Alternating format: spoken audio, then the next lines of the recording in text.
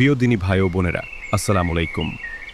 আজকে মহানবী হযরত মুহাম্মদ সাল্লাল্লাহু আলাইহি ওয়াসাল্লাম এর 10টি মূল্যবান হাদিস নিয়ে আলোচনা করব। হাদিস 1। আবু হুরায়রা রাদিয়াল্লাহু আনহু হতে বর্ণিত, তিনি বলেন, রাসূলুল্লাহ সাল্লাল্লাহু আলাইহি ওয়াসাল্লাম বলেছেন, যে লোক প্রতিদিন 100 বার সুবহানাল্লাহি ওয়া বিহামদিহি বলবে, তার গুনাহগুলো ক্ষমা করে দেওয়া হবে, যদিও তা সমুদ্রের ফেনা পরিমাণ হয়। ইবনু মাজাহ 3798, তিরমিজি 3466। হাদিস 2। উসমান রাদিয়াল্লাহু আনহু থেকে বর্ণিত, নবী সাল্লাল্লাহু আলাইহি ওয়াসাল্লাম বলেছেন, তোমাদের মধ্যে ওই ব্যক্তি সবচেয়ে উত্তম যে কুরআন শিখে এবং অন্যকে শিখায়। হাদিস 3।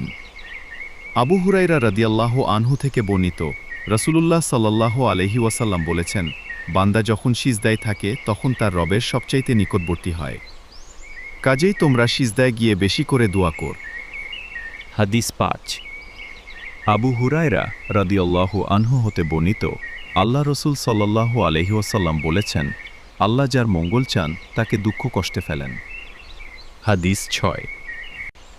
আব্দুল্লাহ ইবনে মাসউদ রাদিয়াল্লাহু আনহু বলেন, রসুল সাল্লাল্লাহু আলাইহি ওয়াসাল্লাম বলেছেন, যার অন্তরে সরিষা সমপরিমাণ ঈমান আছে সে জাহান্নামে যাবে না, আর যার অন্তরে সরিষা সমপরিমাণ অহংকার আছে সে জান্নাতে যাবে না।